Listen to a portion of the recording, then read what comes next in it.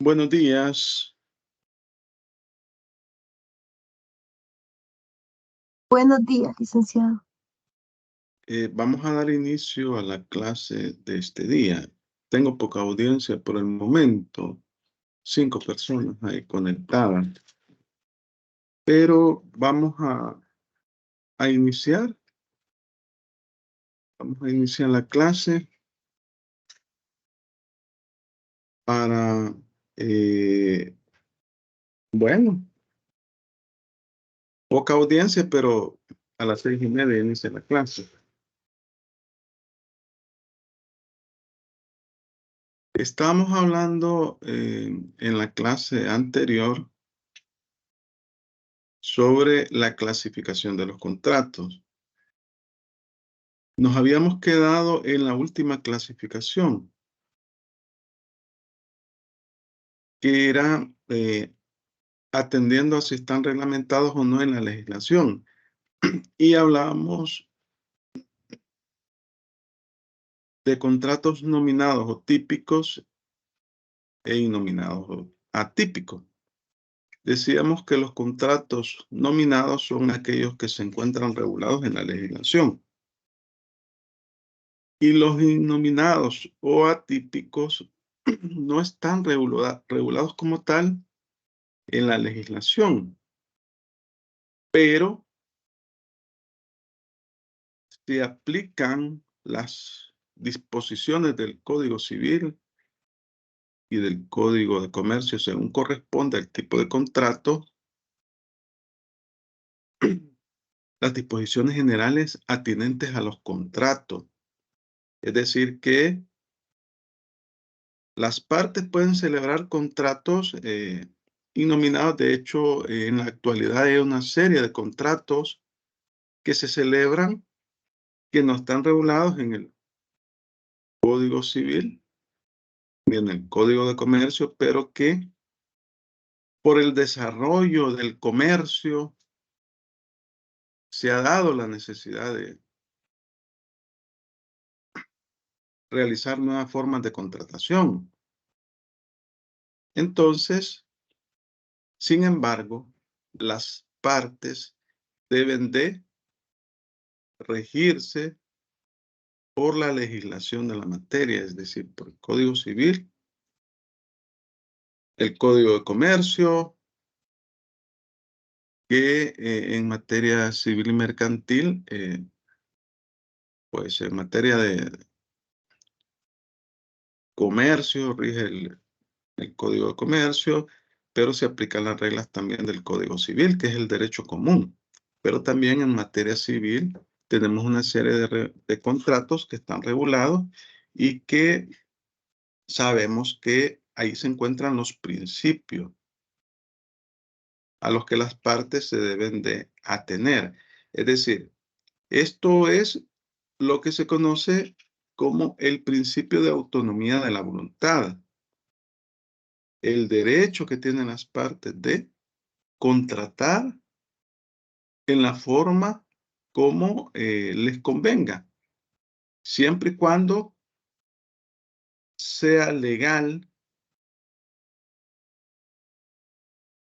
no subvierte el orden público y no se vulneren derechos, no se vulneren derechos de las personas, porque esa es la cuestión. Se debe de regir por la normativa especializada. Entonces, cuando hablamos de principio de autonomía de la voluntad, es un principio constitucional que lo encontramos regulado en el artículo 23 de nuestra Constitución. La disposición que ahí la tienen en pantalla establece, el artículo 23 establece de la Constitución, se garantiza la libertad de contratar conforme a las leyes. Se garantiza la libertad de contratar conforme a las leyes. Ninguna persona que tenga la libre administración de sus bienes puede ser privada del derecho de determinar sus asuntos civiles o comerciales por transacción o arbitramiento. Aquí tenemos también los modos alternativos de solución de controversia. Tenemos el arbitraje, la mediación, la conciliación y la transacción, que es un contrato civil, que también es aplicable en materia mercantil, que lo vamos a ver también, vamos a estudiar la transacción. La transacción es un contrato en el cual las partes precaven solucionar un futuro conflicto o un conflicto que ya está presente y deciden elaborar una escritura, se hacen escritura y se ponen de acuerdo y resuelven el conflicto que puedan tener. En cuanto a los que no tengan esa libre administración, la ley determinará los casos en que puedan hacerlo y los requisitos exigibles. ¿Quiénes no tienen la libre administración? Les pregunto a ustedes. De los bienes.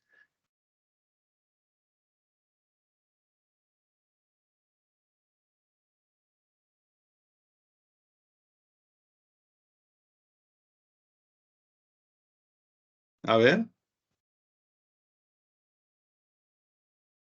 ¿Quiénes no tienen la libre administración de sus bienes? Los menores de edad. Los menores de edad, los Ajá. interdictos. Ajá, a ver, ¿qué más? Menores de edad, interdictos. Ajá.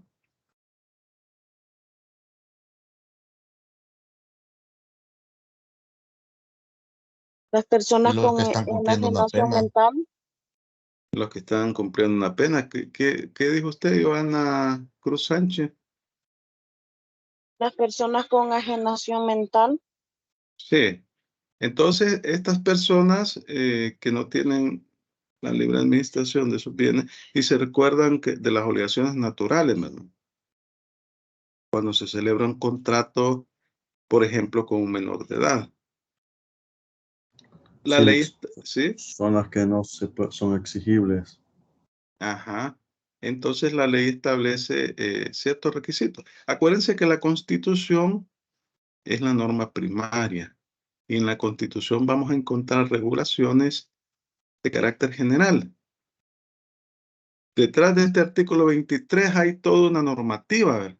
Toda una normativa de derechos privados, de derecho público, porque los contratos también los celebra el Estado. Entonces se garantiza la libertad de contratar conforme a las leyes. Hablamos del principio de autonomía de la voluntad que gobierna en materia contractual. Siempre y cuando sea la persona puede contratar o elaborar, las personas pueden contratar, siempre y cuando se rijan por la ley, no subviertan el orden público y no se vulneren derechos. O sea que el contrato no debe ser ilegal, con objeto y causa ilícita. No debe subvertir el orden público y no se deben de vulnerar derechos que están reconocidos en nuestra Constitución. Entonces, decíamos que la autonomía de la voluntad es un principio que gobierna en materia contractual.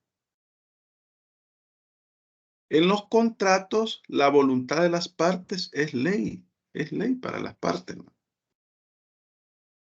Pero se deben de respetar lo regulado en la ley. Lo regulado en la ley. Entonces, las partes pueden celebrar contratos que no se encuentren regulados en el Código Civil ni en el Código de Comercio, que son un montón. Hay nuevos contratos relacionados con tecnología, con negocios, un montón de contratos nuevos, ¿verdad? nuevas formas de contratación que han surgido como consecuencia del desarrollo que ha tenido el comercio, de la globalización, de las transacciones internacionales. Por ejemplo, tenemos el contrato de compraventa internacional, ¿verdad?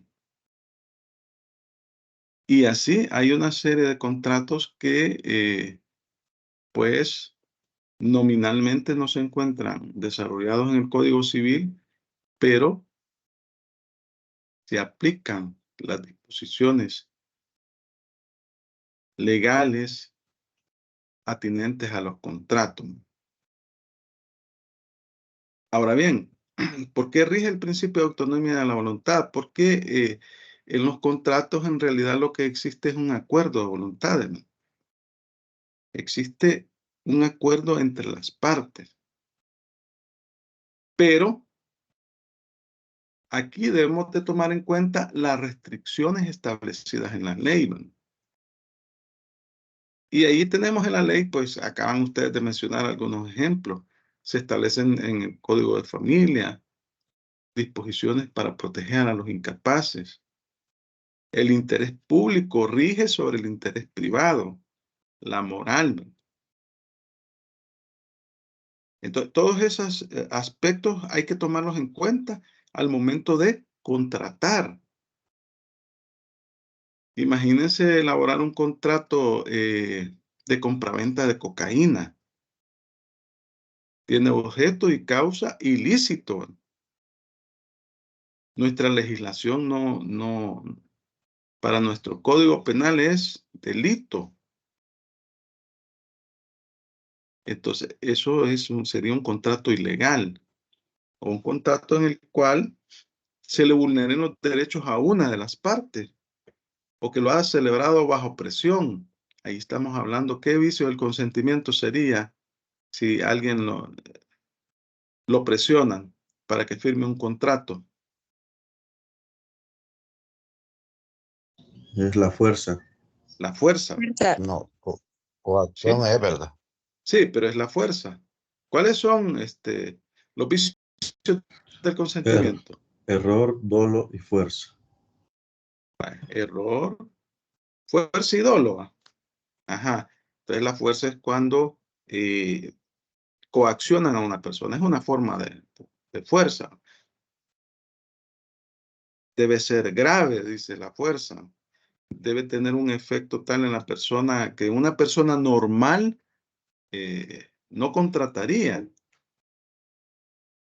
Entonces, esos son los vicios del consentimiento. Entonces, todas esas regulaciones relacionadas con los contratos, las partes las deben de respetar. Vamos a leer estas disposiciones, estos artículos que ustedes pueden ver por acá en el código. Vamos a comenzar con el artículo 12. Vamos a buscar por acá, veamos. Artículo 12 del Código Civil. Quiero ver. Vaya, alguien que me haga el favor de leerme el artículo 2. Bueno, yo les sugiero que si tienen el código a la mano, mejor, porque me imagino que en la pantalla se ve muy pequeño. Y aquí no tengo, quiero ver para hacerlo más grande. No veo aquí en este momento. Bueno, pero Pero del teléfono se puede hacer más grande, ¿cómo? Cuando se ocupa el teléfono se puede hacer más grande. Ah, bueno, Aunque usted no. Vaya, perfecto. Alguien que me haga el favor. Podrán, Léamelo usted. podrán Artículo. renunciarse, perdón. Podrán renunciarse los derechos conferidos por las leyes con tal que solo miren ahí interés individual de renunciante y que no esté prohibida su renuncia. Vaya, vean esta regulación. Es de las primeras del Código Civil. Podrán renunciarse a los derechos conferidos en las leyes, con tal que solo miren al interés individual del renunciante y que no esté prohibida su renuncia. Ahí por el artículo 38 de la Constitución, o 37 o 50, no recuerdo muy bien, dice que los derechos a favor de los trabajadores son irrenunciables. Dice. Es decir, que usted puede renunciar a un derecho siempre y cuando no esté prohibido por la ley y que se vea el interés individual del renunciante. Entonces, este principio rige también en materia contractual. Luego tenemos el artículo 1438. Vamos a buscarlo por acá, 1438.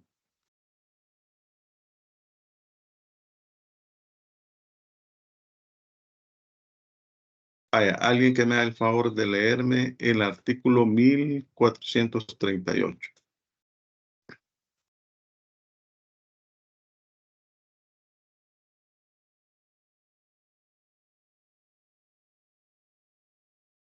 Buenos días, licenciado. Sí, buenos días. Artículo 1438. Toda obligación puede extinguirse por una convención en que las partes interesadas, siendo capaces de disponer libremente de lo suyo, consientan en darla por cumplida. Las obligaciones se extinguen además en todo o parte. Bueno, esto hasta ahí.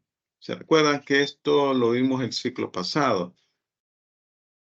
Por la solución o pago efectivo, la renovación, la remisión, la compensación, la confusión, la pérdida de la cosa que se debe, la declaración de nulidad o rescisión, el evento de la condición resolutoria por la declaratoria de la prescripción. Entonces, pero el primer inciso es importante porque establece que toda obligación puede extinguirse por una convención en que las partes interesadas, siendo capaces de disponer libremente de lo suyo, consientan en darla por cumplido. Aquí estamos hablando del principio.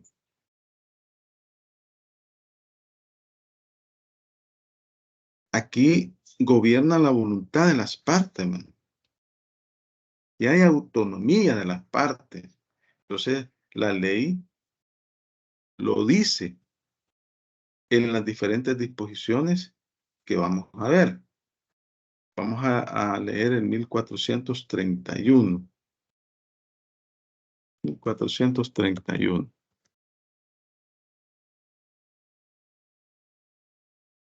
Vaya, alguien que me haga el favor de leerlo. Sí. Conocida claramente la intención de los contratantes, debe estarse a ella más que a lo literal de las palabras. Vaya, gracias. Conocida claramente la intención de los contratantes, debe estarse a ella más que a lo literal de las palabras. Estamos hablando de la interpretación de los contratos. Vamos a ver esto de la interpretación de los contratos, las reglas que están establecidas en Código Civil. Luego tenemos el 1416. Vamos a buscarlo por acá.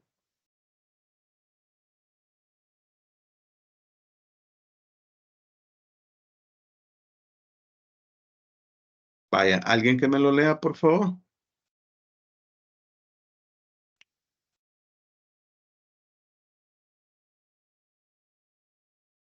Del efecto de los contratos y de las obligaciones. Artículo 1416. Todo contrato legalmente celebrado es obligatorio para los contratantes y solo cesan sus efectos entre las partes por el consentimiento mutuo de estas o por causas legales. Vaya, gracias. Todo contrato legalmente celebrado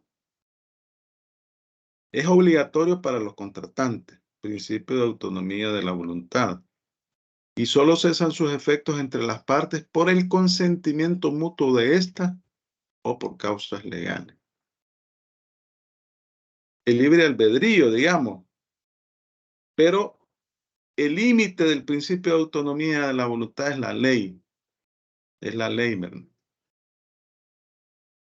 O sea que no es arbitrario. No es arbitrario.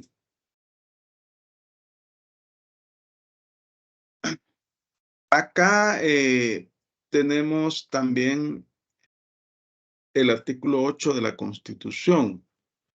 No sé si alguien lo tiene ahí a la mano. El artículo 8 de la Constitución. Yo no lo he colocado aquí en la presentación. Con gusto, licenciado, sería artículo 8. Nadie está obligado a hacer lo que la ley no manda ni a privarse de lo que ella no prohíbe. Vaya, muchas gracias. Fíjense cómo dice, nadie está obligado a hacer lo que la ley no manda, ni a privarse de lo que ella no prohíbe. Este artículo, ustedes relacionan con el artículo 23, ¿verdad? Aquí, con el 23 de la Constitución. Es elemental, es elemental. Pero fíjense que en materia de derecho público, esta disposición no es aplicable, el artículo 8. No es aplicable a los funcionarios en el ejercicio de sus cargos. A ellos se les aplica el artículo 86, inciso 3 de la Constitución, que dice que los funcionarios son delegados del pueblo y no tienen más atribuciones que las que expresamente les da la ley. Esa es la vertiente negativa de este principio, pero el artículo 8 es aplicable a los particulares. A los particulares. Entonces vemos pues que cuando hablamos de principio de autonomía de la voluntad o cuando hablamos de la autonomía de la voluntad, es la expresión, es la voluntad libre, la facultad libre de los particulares para celebrar un contrato bajo las cláusulas y bajo la denominación que les plazca. Ellos establecen el contenido, los efectos y la duración, pero tiene un límite. ¿Cuál es el límite? Yo les pregunto a ustedes, lo acabamos de platicar. ¿Cuál es el límite? La ley. ¿Ah? Entonces, no vamos a celebrar un contrato que subvierta el orden público, que sea contrario al orden público, a las buenas costumbres. No vamos a celebrar un contrato que sea ilegal, que su objeto y sus causas sean ilícitos. No vamos a celebrar un contrato en el cual se estén vulnerando derechos de una de las partes. Porque ¿a dónde están establecidos los derechos de las personas? ¿En qué disposición? En ¿O la en qué ley? Constitución. En La la Constitución, en la Constitución de la República, en los primeros artículos, del artículo 1 en adelante. Ahí están los derechos y también en los tratados internacionales. Entonces decimos que los particulares pueden libremente celebrar los contratos que ellos consideren que les son convenientes a sus intereses particulares.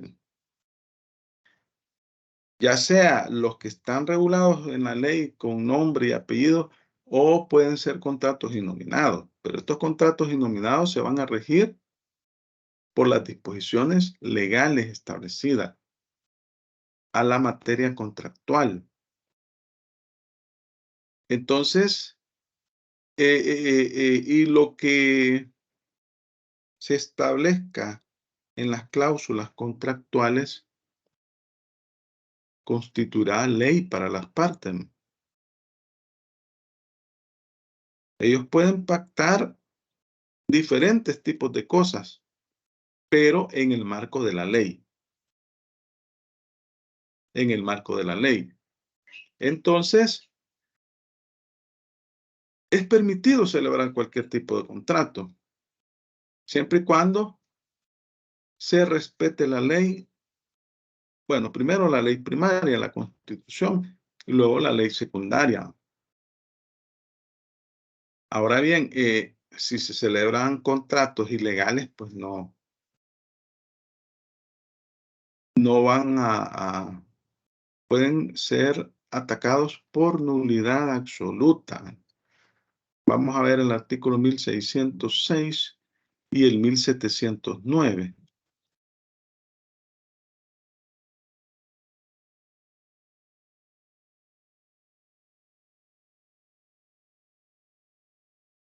Quiero decir, lo hago más grande aquí, creo que aquí es. Ahí está. Pero aquí se pasa. Vamos a ver, le vamos a quitar 190, la vamos a poner 195. Ahí está. Vaya, alguien que me lea el artículo 1606, por favor.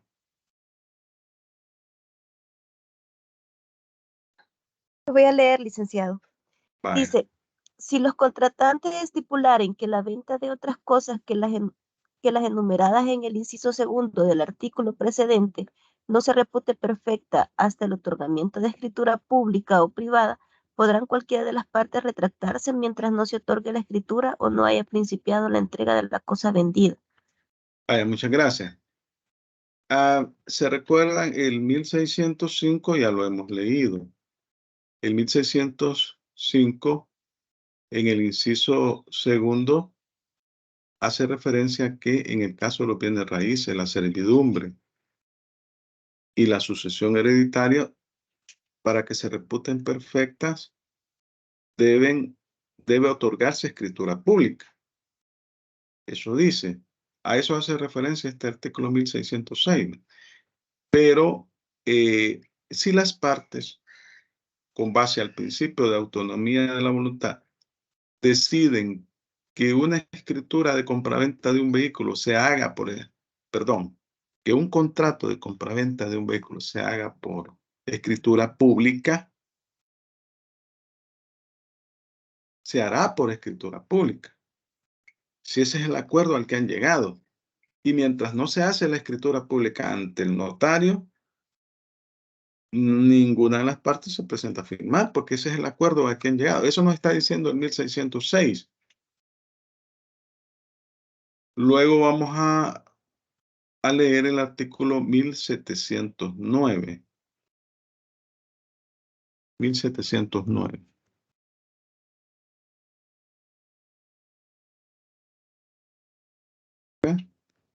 Vaya, alguien que me lo lea.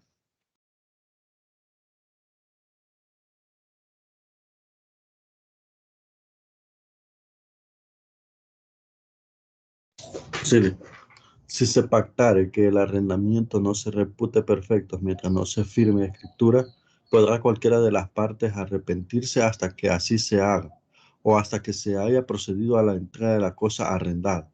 Si intervienen arras, se seguirán bajo este respecto las mismas reglas que en el contrato de compraventa. Vaya, estamos hablando de el contrato de arrendamiento. Normalmente este se hace en documento privado, autenticado por un notario, pero si las partes deciden hacerlo en escritura pública, así será. Ustedes saben ¿qué son las arras? Si intervienen arras, se seguirá bajo este respecto las mismas reglas que en el contrato de compraventa. Ya han escuchado ese término, arras. 30 tengo. Son como prendas. Prendas. Ajá, ¿otra opinión?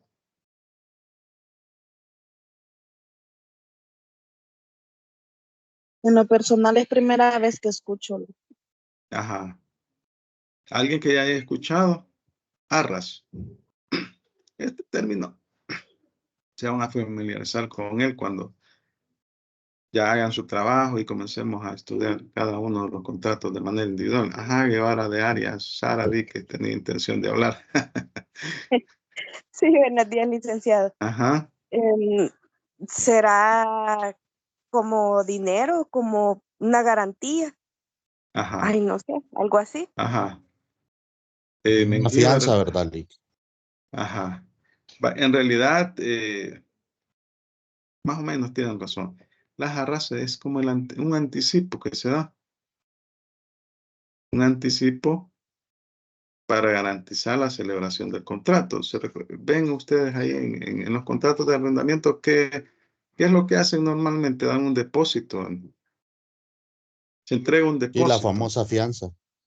Ajá, un depósito en efectivo. Ah, pues esas son las arras. Es un anticipo que se da en la celebración del contrato. Está regulado en las disposiciones que hacen referencia a la compraventa.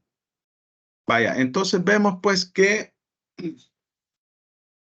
el principio de autonomía de la voluntad es la facultad que tienen los particulares para celebrar los contratos que más les conviene a sus intereses y pueden establecer su contenido, efecto, duración, siempre y cuando se enmarque en la ley, no se vulneren derechos, ni se subvierta el orden público, no sean contrarios a la moral y a las buenas costumbres.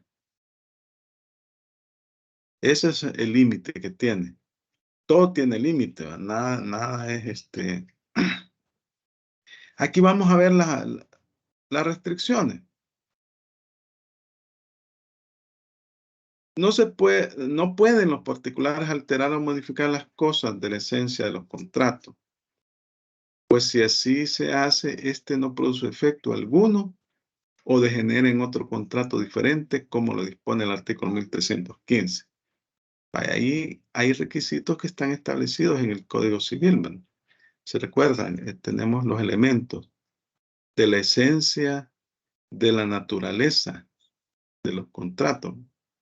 Y tenemos también los accidentales, ¿no? Los elementos de la esencia son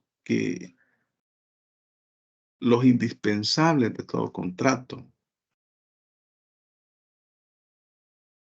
No pueden los contratantes, invocando la autonomía de la voluntad, pactar una compraventa o un arrendamiento sin precio. Es de la esencia del contrato. En la compraventa se entrega un bien y se recibe un precio. Si la compraventa no tiene precio, porque están los elementos esenciales del contrato, puede ser cualquier otro tipo de contrato, menos compraventa. Puede ser, por ejemplo, comodato, préstamo de uso. Si usted entrega un bien a otra persona. Entonces acá vemos una restricción al principio de autonomía de la voluntad.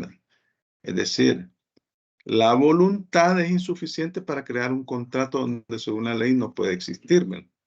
Este artículo 1315 lo hemos leído, pero lo vamos a volver a leer.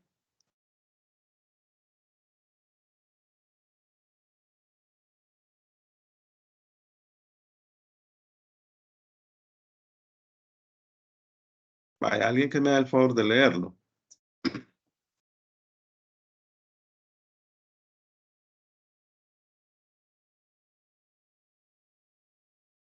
Artículo 1315. Son de la esencia de un contrato aquellas cosas sin las cuales o no produce efecto alguno, o degenera en otro contrato diferente. Son de naturaleza de un contrato las que no siendo esenciales en él, se entiende pertenecerle, sin necesidad de una cláusula especial, y si son accidentales a un contrato, aquellas que ni esencial ni naturalmente le pertenecen, y que se le agregan por medio de cláusulas especiales. Vaya, entonces, gracias. Aquí el artículo está hablando de los elementos principales de los contratos. Y dice que tenemos elementos esenciales de un contrato, aquellas cosas en las cuales o no produce efecto alguno o degenera en otro contrato diferente. Por ejemplo, la compraventa sin precio. Son de la naturaleza de un contrato las que no siendo esenciales en él, se entiende pertenecerle sin necesidad de una cláusula especial. Y aquí habíamos puesto, se recuerdan los ejemplos que colocamos, que el vicio de evicción y los vicios rehabilitatorios. ¿Qué era la evicción? ¿Y qué eran los vicios redivitorios. Vamos a ver, eso deben de tenerlo, manejarlo, porque en el examen seguramente se los pregunto. Ajá. Evicción. Ya no les acepto que me digan nunca he escuchado ese término, licenciado, ni tampoco vicio revivitorio. Ajá. Veamos. Reviditorio es asegurarse que las cosas que se entregan están en perfecto estado. Por lo menos, ejemplo sería, para la venta de un vehículo, sería saber que el vehículo va en perfectas condiciones.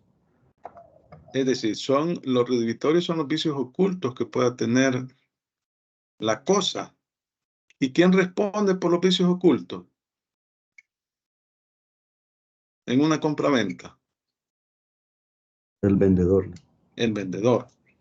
Ahora, ¿qué es la evicción?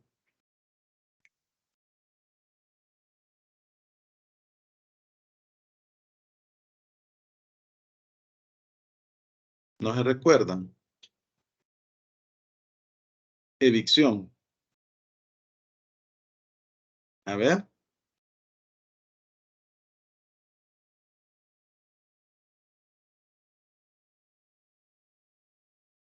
34 personas tengo. Evicción. La posesión pacífica de la cosa. En una compraventa el vendedor debe garantizar la posesión pacífica de la cosa. Es como que yo le venda un inmueble a otra persona y resulta que después aparece un tercero con mejor derecho, con una escritura de compraventa inscrita en el registro. Entonces, ¿quién va a responder también por la evicción en una compraventa?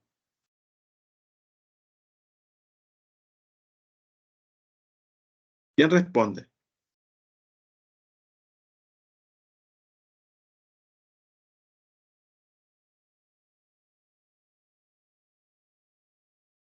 A ver.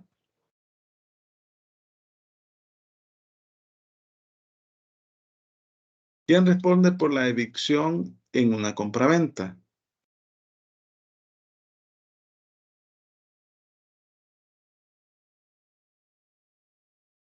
El comprador. El vendedor, porque si el vendedor le está entregando un vehículo a su persona, digamos, en una compraventa. Pues hicieron la compraventa y usted, pues ya con su vehículo, y de repente aparece un tercero exigiéndole la entrega del vehículo porque está inscrito. ¿A dónde se inscriben los vehículos? En Sertrasen. En Sertrasen, ¿verdad? Sertrasen, ¿verdad? Entonces, está inscrito, mire, yo soy el real dueño de este vehículo, mire, aquí está la escritura y está inscrito. Y usted no lo tiene inscrito. Entonces, ahí no le está garantizando la posesión pacífica Licenciado, pero del ahí ya bien. sería como una estafa, ¿verdad? Pero ahí también tendría parte que ver el notario por no verificar Vaya, mire, vaya, antes, si o lo cómo vemos, sería ahí. no, aquí la evicción es un vicio que establece que en este caso, en una compra, el vendedor debe garantizar la posesión pacífica del bien. Si sucede esa situación, el vendedor debe de responderle al comprador. ¿Cómo? Devolviéndole el dinero o además pagando los perjuicios, ¿no?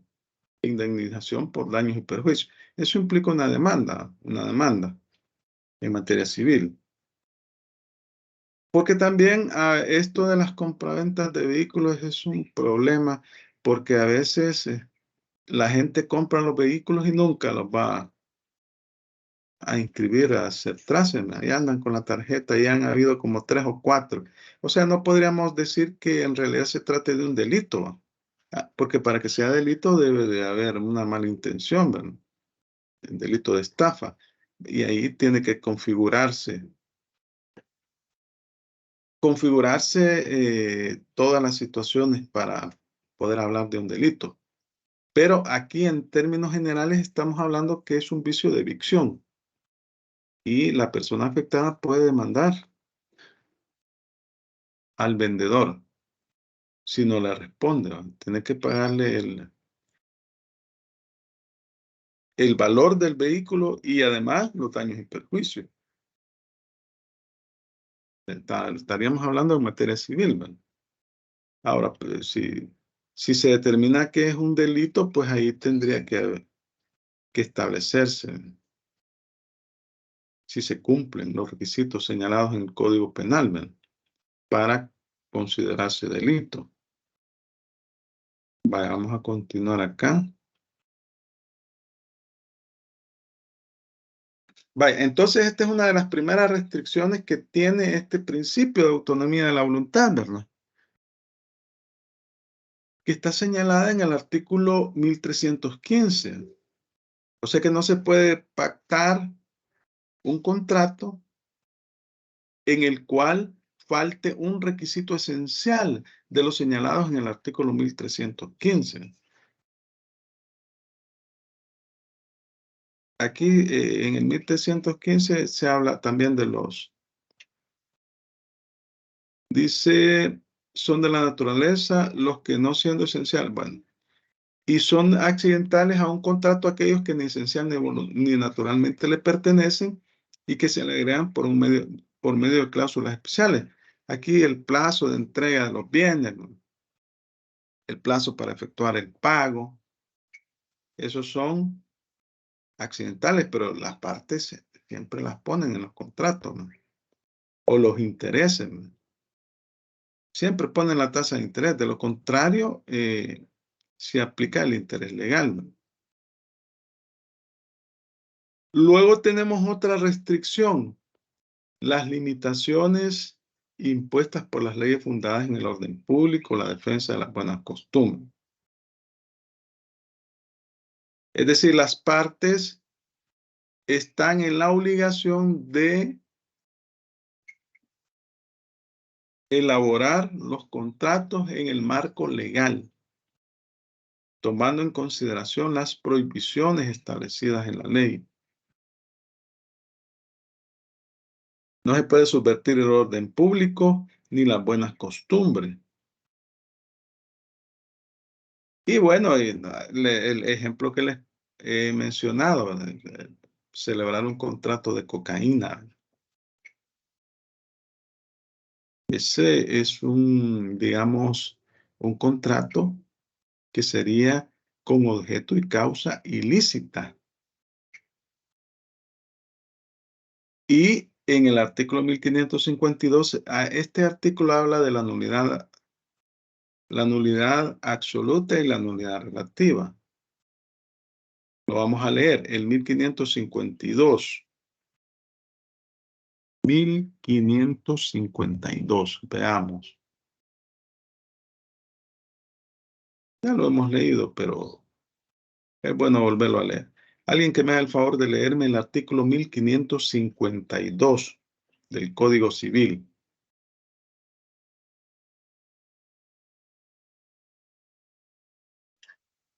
Artículo 1552. La nulidad producida por un objeto o causa ilícita y la nulidad producida por la omisión de algún requisito o formalidad que las leyes prescriben para el valor de ciertos actos, contratos o consideración a la naturaleza de ellos, y no a la calidad o estado de las personas que los ejecutan o acuerdan, son nulidades absolutas.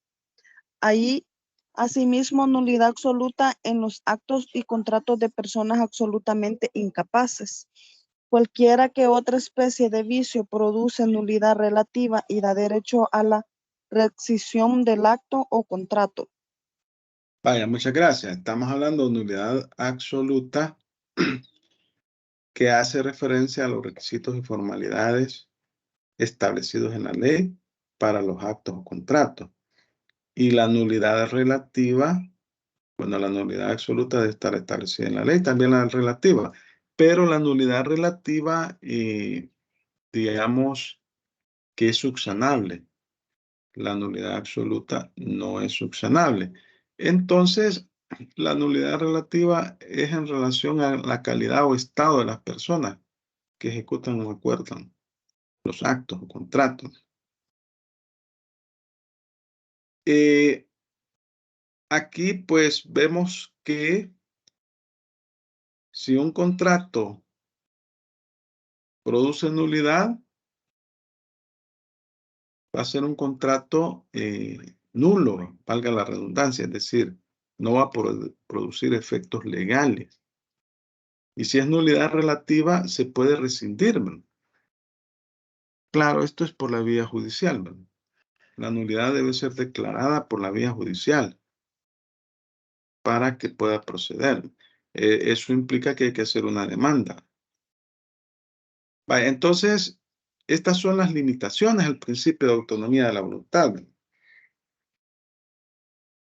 No pueden los particulares alterar o modificar las cosas de la esencia de los contratos, porque así lo establece el artículo 1315, ni tampoco al momento de celebrar los contratos se deben de respetar las limitaciones establecidas en la ley. Y aquí tenemos tres tipos de limitaciones, ¿verdad? Uno es, hay que respetar los derechos de las personas, ¿verdad? El orden público y las buenas costumbres. Entonces, esos son los límites al principio de autonomía de la voluntad. El límite en realidad es la ley. La ley es el límite. En la ley se encuentran reguladas todas estas restricciones. Vaya, ahora vamos a, como hemos estado hablando de la clasificación de los contratos, vamos a ver algunos contratos así en forma genérica. Claro, posteriormente lo vamos a ver en forma bien específica. Por ejemplo, el mutuo. ¿Qué es el mutuo? Vamos a ver. ¿El mutuo qué es? Ya algo hemos hablado de eso.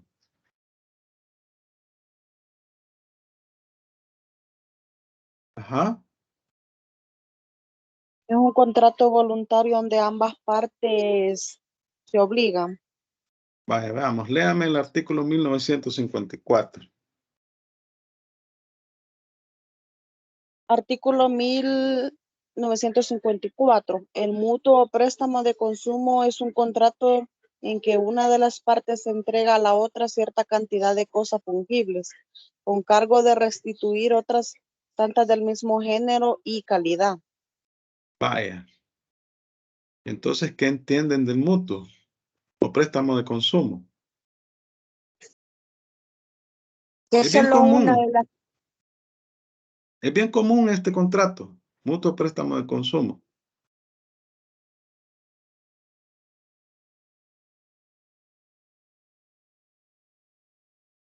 Los préstamos de consumo que usted hace. Ajá. Ajá. yo comprendo de que solo una de las partes es, por decirlo así, se obliga, por decírselo así. Como usted está diciendo ahorita, los préstamos de consumo. O sea, yo me obligo a recibir y a dar. O sea, la obligación prácticamente sería solo para uno. Vaya, bueno, el préstamo de consumo, usted puede ser un préstamo a un banco para comprar un vehículo, o le puede ser un préstamo a esas personas que se llaman prestamistas para adquirir algo. Esos son los préstamos de consumo. ¿Cuáles son las características de este préstamo? Aquí las tenemos. Es consensual.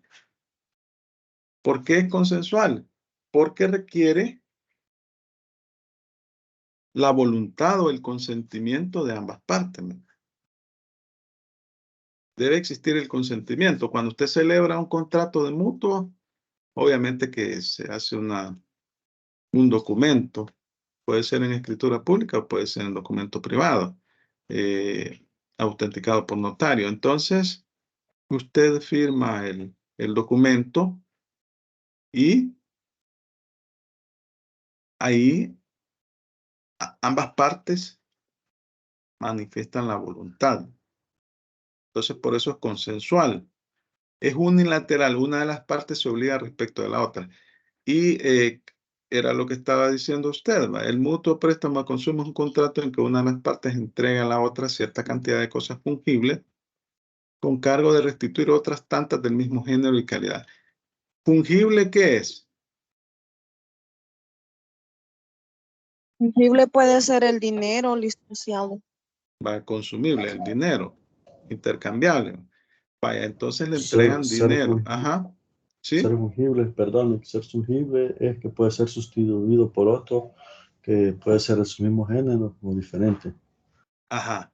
Vaya, entonces vemos que en este caso particular estamos hablando de un préstamo en el cual una parte entrega, usted recibe dinero, a cambio va a pagar una tasa de interés por un plazo determinado, pero al finalizar ese plazo usted debe de entregar, devolver la cosa, o sea, el dinero. Entonces, por eso dice que una de las partes se obliga respecto de la otra. Oneroso, ambas partes se benefician de las prestaciones en el caso de mutuo con interés. Lo normal en el mutuo es que se cobra una tasa de interés, pero puede suceder que usted a un familiar le preste dinero y no le va a cobrar intereses. Y hacen el mutuo. Entonces, si no hay intereses, es gratuito. Porque solo tiene la utilidad de una de las partes, ¿no? El que va a recibir el préstamo. Esas son las características del mutuo. Luego tenemos el comodato. El comodato. Vaya, vamos a ver si se acuerda. ¿Qué es el comodato? Ajá. Esa es una figura, licenciado, que es un contrato que estipula que dos personas están, un ejemplo, yo le estoy dando mi casa a alguien, pero no dándole regalada, sino que es un contrato que él la puede usar y tiene ciertos, así, así tiene ciertas cosas y ciertas restricciones. No puede abusar de las cosas que yo le estoy estipulando en el contrato, sino que tiene que ir bien estipulado de que si solamente él puede vivir ahí, solamente él tiene que vivir ahí, si no puede clavar ningún clavo, o sea, todo tiene que ser bien explícito y en este caso se puede romper el vínculo si la persona que es el comodatario abusa de eso, ¿verdad?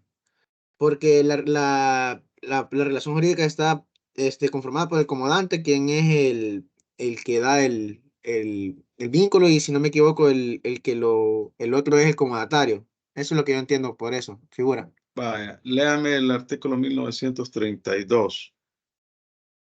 1932.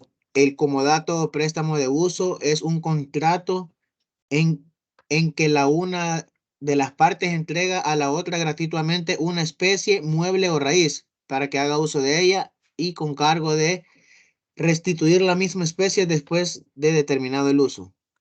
Este contrato no se perfecciona sino por la entrega de la cosa. Vaya. Entonces, acá puede suceder que usted entrega en comodato un bien por un plazo determinado.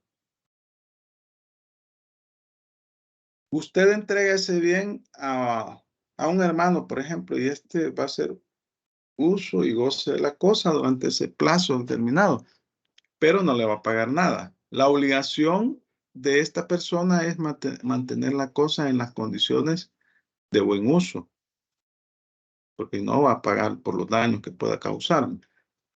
Y al final del plazo está también obligada a entregar la cosa, a devolver la cosa.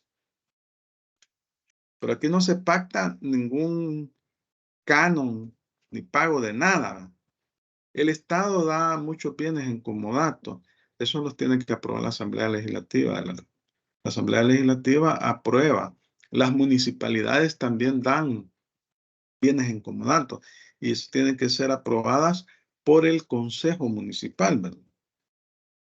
Ahora también esto se da en el ámbito particular, ¿verdad? En el ámbito privado. Eso es más que todo entre familiares, ¿verdad? Por eso se llama préstamo de uso. Entonces, vemos aquí que es consensual. Obviamente debe ser consensual porque requiere el consentimiento de las partes que están celebrando ese contrato.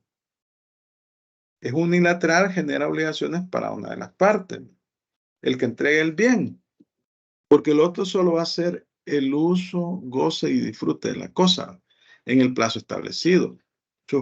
La obligación principal, o sea, ambos tienen obligaciones, pero la obligación principal es del que entrega la cosa, el dueño de la cosa, el titular. Es gratuito, una parte se beneficia de las prestaciones. El que recibe el bien, porque el que entrega el bien no va a recibir nada a cambio. Estamos ahí, ¿va? ¿Se entiende, va?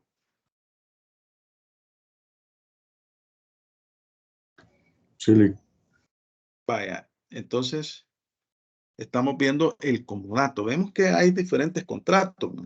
Y yo ahí he distribuido 10 nada más, pero hay más, muchos más, ¿ven? Luego tenemos la prenda. ¿Qué entienden por prenda? ¿Qué es la prenda?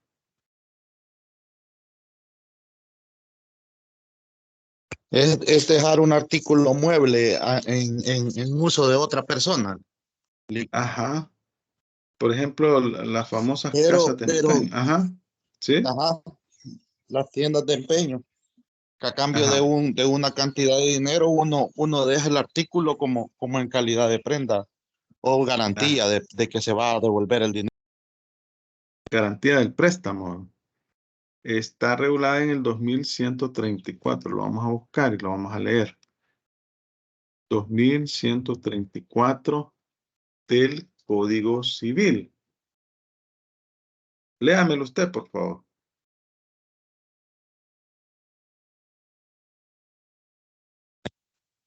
Por el contrato de empeño o prenda, se entrega una cosa mueble a un acreedor para la seguridad de su crédito. La cosa entregada se llama prenda.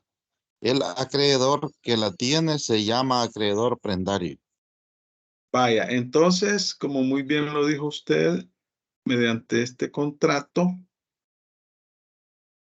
se garantiza el pago de la deuda. Usted necesita dinero en efectivo y le entrega a la otra persona una cadena de oro. Entonces, la persona que tiene el dinero la va a evaluar. Usted va a una casa de empeño, le evalúa. Y le dice, mire, esta cadena de oro vale $1000. Lo más que te puedo prestar son $500. Está bien. Hacen el mutuo, pues. Y con garantía prendaria. Fíjense, aquí estamos ya hablando de dos contratos, mutuo con garantía prendaria. Entonces ustedes ahí y establecen el plazo de entrega de esos $500. Si usted al finalizar el plazo no entrega el dinero, el acreedor prendario va a poder vender el bien para recuperar su crédito. Recae solo sobre bienes muebles. Este contrato recae sobre bienes muebles. Diferente del contrato de hipoteca. El contrato de hipoteca recae sobre bienes inmuebles. Cuando usted adquiere un préstamo para adquirir su vivienda, se hace el contrato de préstamo, pero la garantía de pago es el bien inmueble. Si usted incumple con el pago o no paga, la institución financiera va a ser efectiva la hipoteca. La hipoteca está rodeada de ciertas solemnidades, ¿ves? Se debe de inscribir en el registro. Y también cuando son bienes inmuebles se hacen en escritura pública. La prenda es indivisible. Obviamente que no se puede dividir el bien, ¿verdad? El bien dado en prenda garantiza que se cumpla con la obligación. El acreedor podrá tener la cosa dada en prenda hasta que se cumpla con la totalidad de la obligación o definitivamente no se cumpla. Entonces, no se puede dividir, ¿verdad? El bien que está entregando. Es por la misma naturaleza del bien que está entregando. Es accesorio, es un contrato accesorio, es decir, tenemos dentro de la clasificación, habíamos hablado de contratos principales y contratos accesorios. Yo les pregunto, ¿cuáles eran los principales?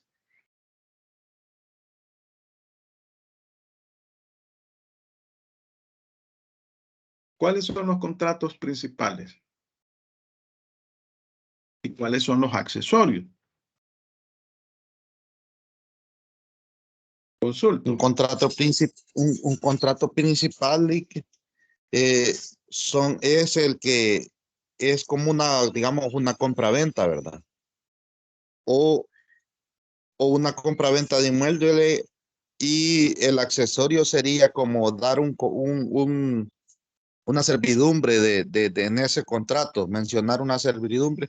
Esa sería como un contrato accesorio en ese contrato.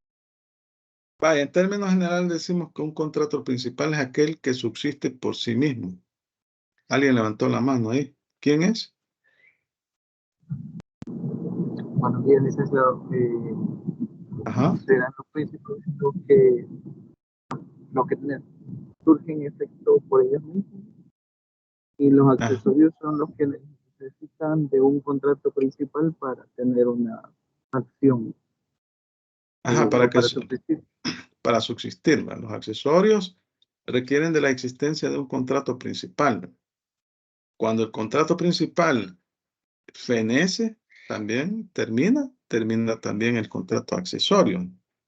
Entonces, la característica de la prenda es que es un contrato accesorio, porque la cosa dada en prenda es garantía de la obligación, es decir, que garantiza el pago de la obligación.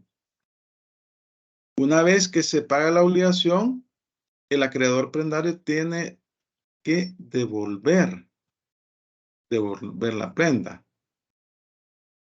Tenemos dos tipos de prenda, prenda con desplazamiento y prenda sin desplazamiento. La prenda sin desplazamiento es aquella que queda en poder del deudor, es decir, no se le entrega al acreedor. Y la prenda con desplazamiento es la normal, la que generalmente el deudor entrega al acreedor para garantía del préstamo. Pero igual, o sea, si la prenda sin desplazamiento, siempre, si usted no paga, se hace efectiva la prenda. Es unilateral, solo una de las partes se obliga para con la otra. Bueno, el que entrega la prenda, porque ahí estamos hablando de dos, normalmente son dos contratos, ¿no? Si es un préstamo, el mutuo o préstamo de consumo con una prenda que le sirve de respaldo. En el mismo contrato se hace. Ahí se establece la prenda. Entonces, la prenda garantiza el pago de esa obligación. Por eso es unilateral. Solo una de las partes se obliga para con la otra, quien entregó la prenda. Luego tenemos la renta vitalicia. ¿Qué es esto de la renta vitalicia? Ya habíamos hablado. artículo 2020. Vamos a buscarlo. A ver.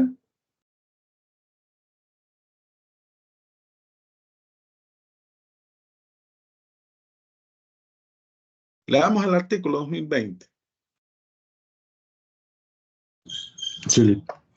La constitución de renta vitalicia es un contrato aleatorio en que una persona se obliga, a título oneroso, a pagar a otra una renta o pensión periódica durante la vida de cualquiera de estas dos personas o de un tercero.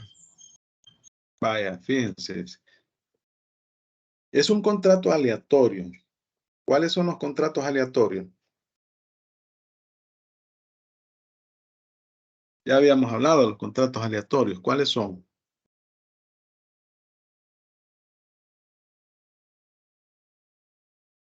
Ajá.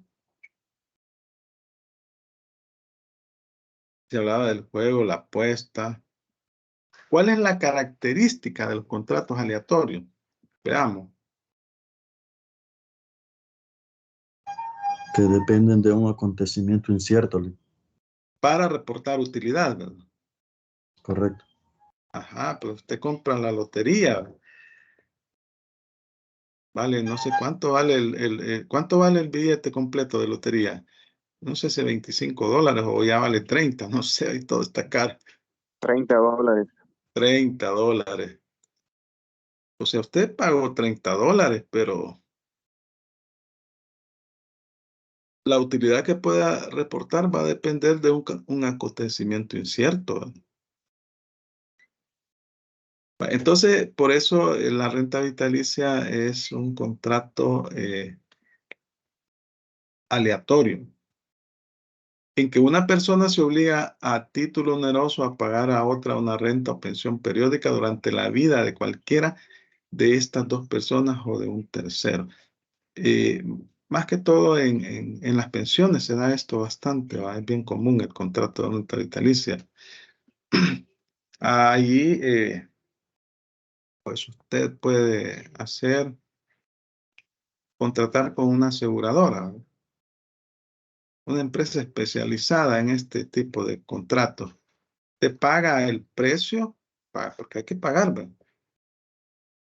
Y la aseguradora se compromete a pagarle durante toda su vida una cuota periódica.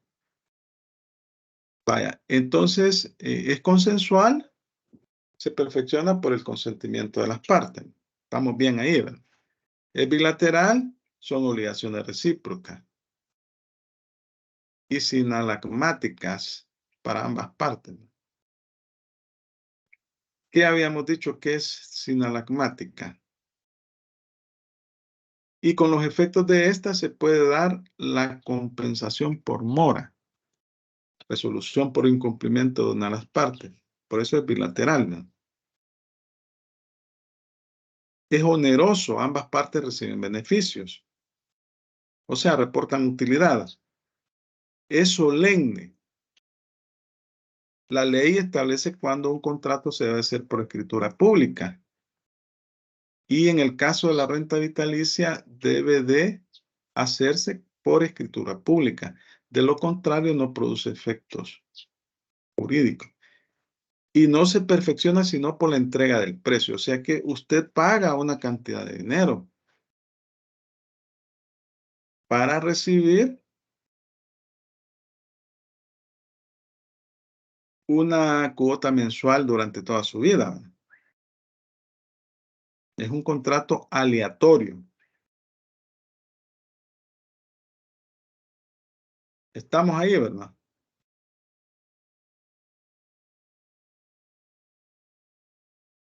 Teníamos ahí la pregunta. ¿Qué habíamos dicho que son los contratos sinalagmáticos? Lo vimos en la clase anterior, ¿se recuerdan? A ver, ¿quién me dice? A ver, ¿yo lo vimos en la clase anterior? Es como lo bilateral de las que ambas partes tienen las obligaciones. Ajá, ambas partes tienen. Los quedan obligados. Ambas partes se obligan, Luis. Ajá. Ambas partes se obligan. Ajá. Excelente, eso es. Vaya, entonces veamos acá.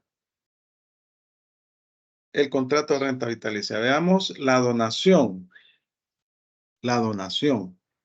Vamos a ver en 1265. Aquí estamos hablando de las características generales, ¿verdad?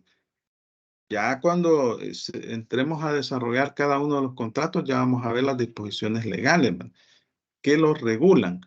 Vamos a ver en 1265, el artículo 1265.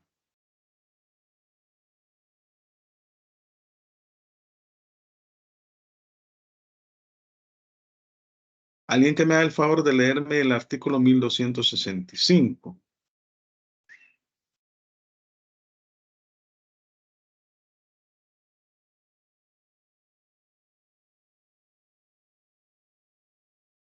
Artículo 1265. La donación entre vivos es un acto por el cual una persona transfiere gratuita irrevocablemente una parte de sus bienes a otra que la acepta.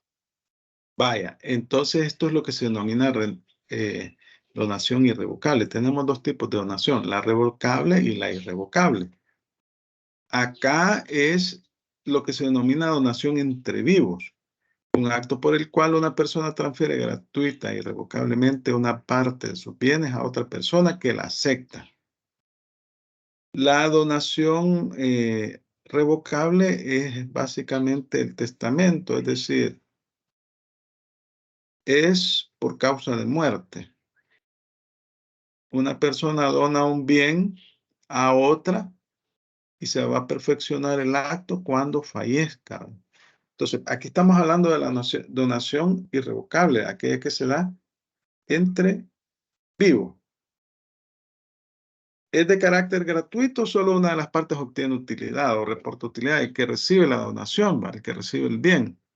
Es irrevocable en principio, pues por ingratitud puede ser revocada. Eso lo vamos a ver ya cuando veamos cada una de las disposiciones que regulan ese contrato. Es principal. Es un contrato que no depende de otro para existir, ¿verdad? Es consensual. Debe existir el consentimiento libre, sin ningún vicio de las partes. Fíjense que aquí ambas partes deben de aceptar. Es un contrato. Es decir, el que recibe la donación debe aceptar la donación. Debe existir consentimiento del donante como del donatario. Si no la acepta, no se perfecciona el contrato, si no hay voluntad de las partes. Es unilateral, la obligación principal es para el donante, que es la de entregar el bien dado en donación. Yo le voy a donar una casa a un hijo, ¿verdad? Elaboramos el contrato de donación y como es una casa, se debe hacer en escritura pública. Entonces ahí debe existir el consentimiento de mi hijo para aceptar ese bien. Entonces, el principal obligado es el que entrega el bien, ¿verdad?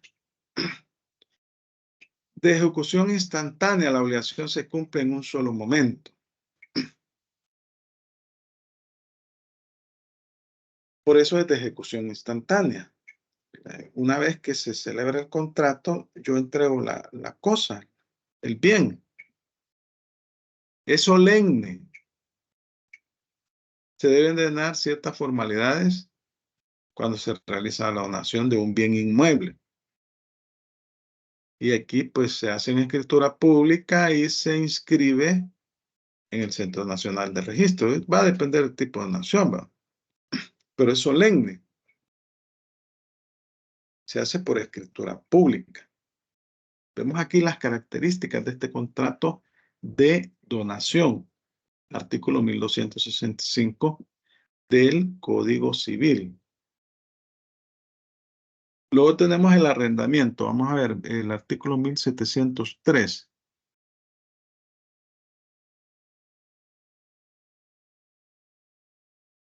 (1703) 1703. Alguien que me haga el favor de leer el artículo 1703.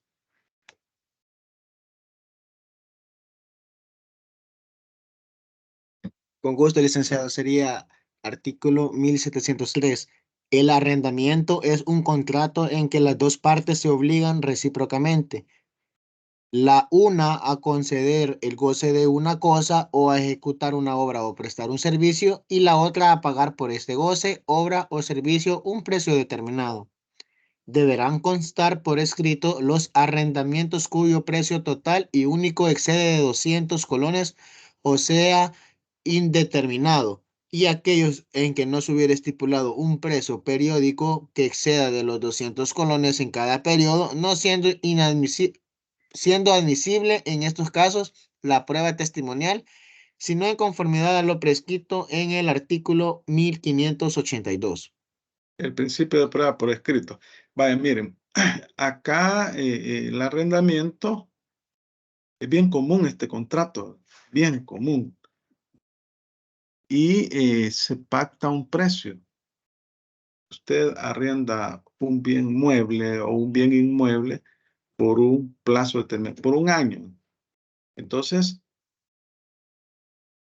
el arrendante está obligado a entregar la cosa y el arrendatario está obligado a pagar un canon que normalmente se establece mensual, ¿verdad? Y también a cuidar la cosa, ¿verdad?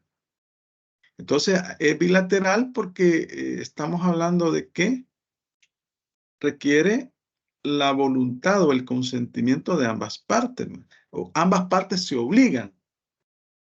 Aquí estamos hablando que hay obligaciones recíprocas entre las partes, ¿no? Hay obligaciones recíprocas entre las partes. Y cada una de las partes se establece en el contrato cuáles son sus obligaciones, sus derechos y obligaciones. El arrendante, su obligación es entregar la cosa, porque para que perfeccione el contrato se debe entregar la cosa. Y el arrendatario se obliga a pagar el precio, el canon, que se estipula mensualmente. Es oneroso, ambas partes reciben beneficio, ¿no? Ambas partes reciben. Es consensual porque requiere el consentimiento de ambas partes. Esa es la característica del contrato de arrendamiento. Tenemos la permuta, es el artículo 1687 del Código de Comercio. Vamos a leer el artículo 1687. ¿Alguien que me haga el favor de leerlo?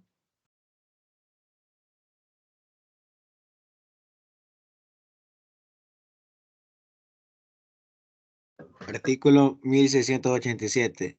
La permutación o cambio es un contrato en que las partes se obligan mutuamente a dar una especie o cuerpo cierto por otro. Ajá. Entonces, ¿qué es la permuta?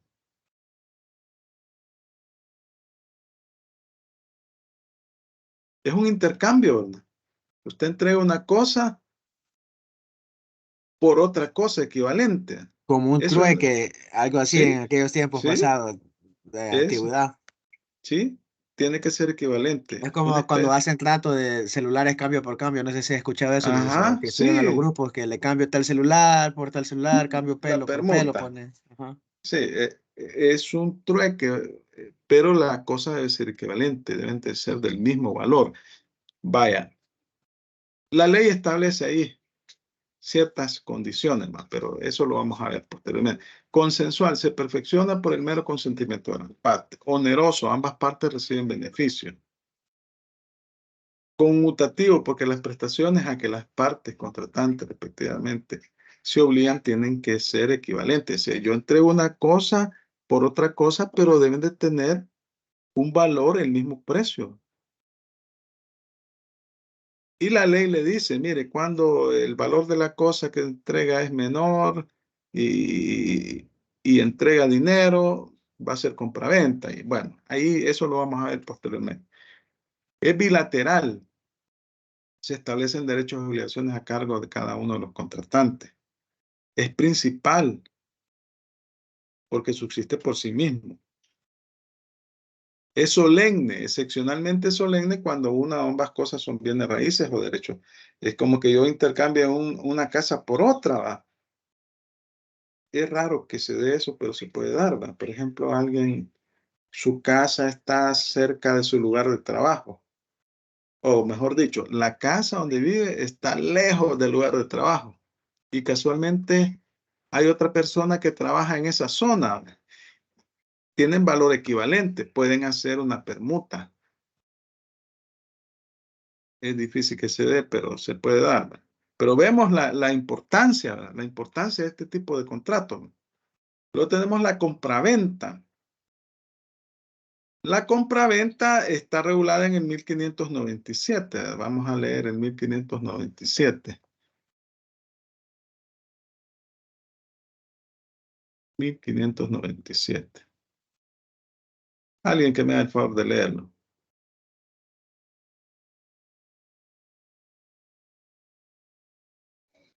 La compraventa es un contrato en que una de las partes se obliga a dar una cosa y la otra a pagarla en dinero.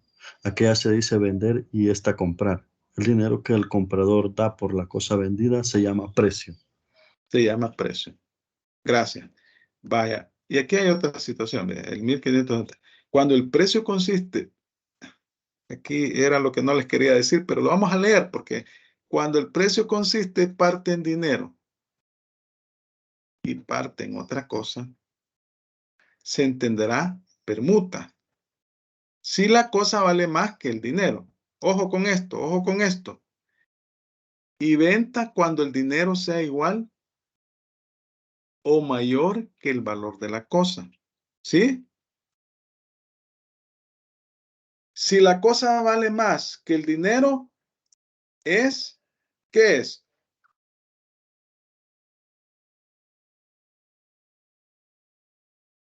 A ver. Si la cosa vale más que el dinero, es Permuta. permuta.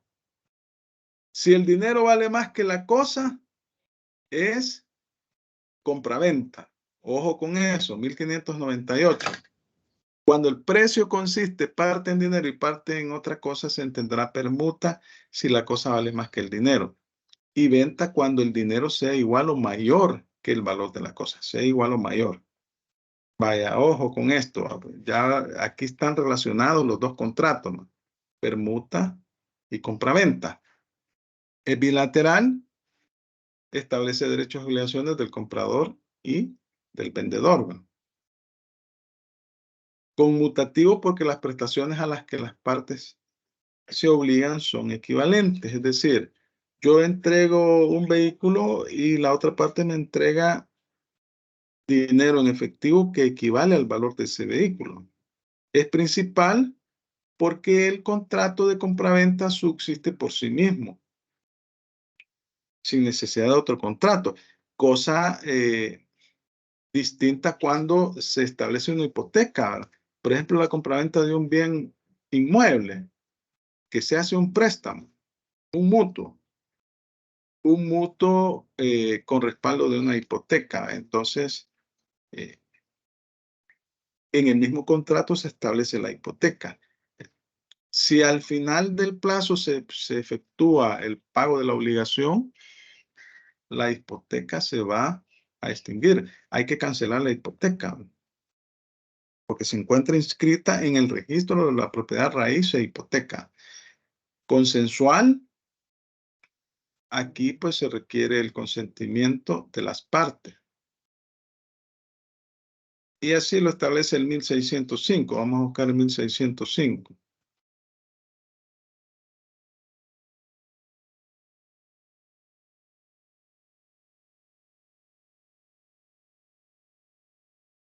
La venta se reputa perfecta desde que las partes han convenido en la cosa que es objeto de la venta y en el precio, salvo excepciones siguientes y las contenidas en leyes especiales.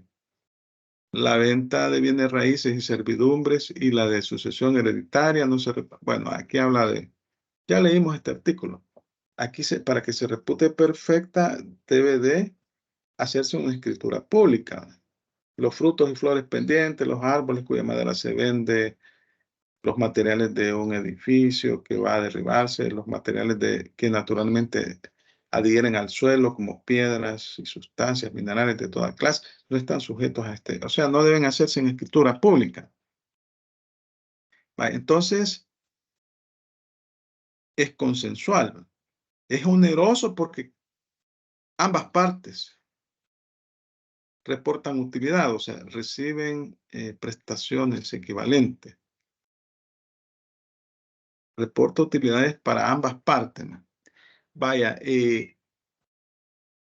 no sé si tienen consultas, comentarios. 33 personas, veo que es el máximo. Creo que hubo 34. Sí, Cruz Sánchez, Joana y Amilet. Ajá. Lee tenía una duda. Para la entrega del trabajo, ¿se va a entregar en PDF o en documento Word? Lo puede entregar en Word o en PDF. No, no importa. Eso sí que lo va a tener que subir al aula virtual, ¿no? Y debe de cumplir con todos los requisitos exigidos en la guía. ¿Otra consulta? Y comentarle también, fíjense de que una compañera, o sea, tiene un grupo, pero el grupo al final como que no respondió, no, prácticamente como que no existiéramos. Entonces, quería ver si usted nos daba la autorización para agregarla a nuestro grupo. ¿Qué grupo son ustedes? Nosotros somos el grupo número 1.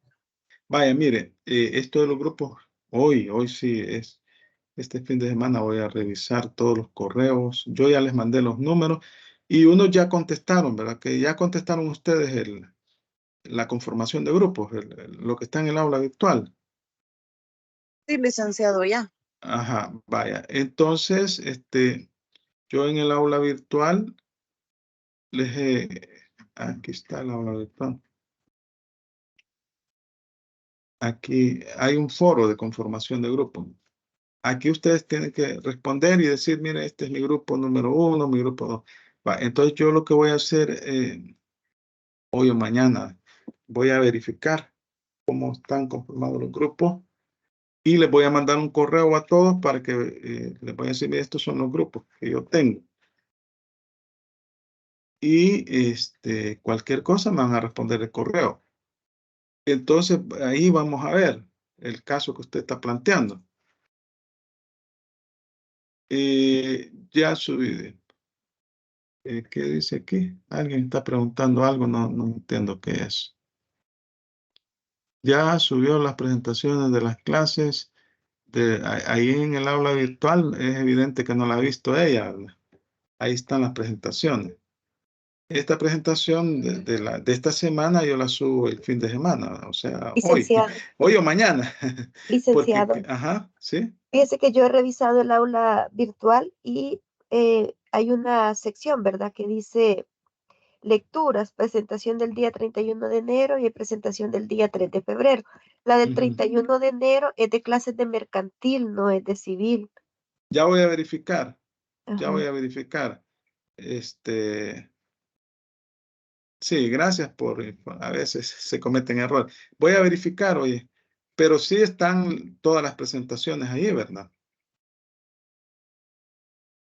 Bueno, voy a verificar ese del 31 de enero, lo voy a verificar y si dimos clases ese día, vamos a subir la presentación correcta. No sé si tienen otra pregunta. Es bueno que me informen de cualquier error o irregularidad que puedan ver porque a veces uno pues no se fija y como hay que darle mantenimiento ahí a las aulas virtuales. Bueno, entonces, gracias a todos por su atención. Este fin de semana yo voy a subir las presentaciones, voy a Gracias a Cárcamo Martínez, Marielos, no sé, por haberme informado de ese error que está ahí, lo vamos a corregir. Y pasen un feliz fin de semana. Bendiciones a todos. Nos vemos el próximo miércoles. Mariela dice, vaya, gracias. Cuídense. Bendiciones. Bendiciones a todos.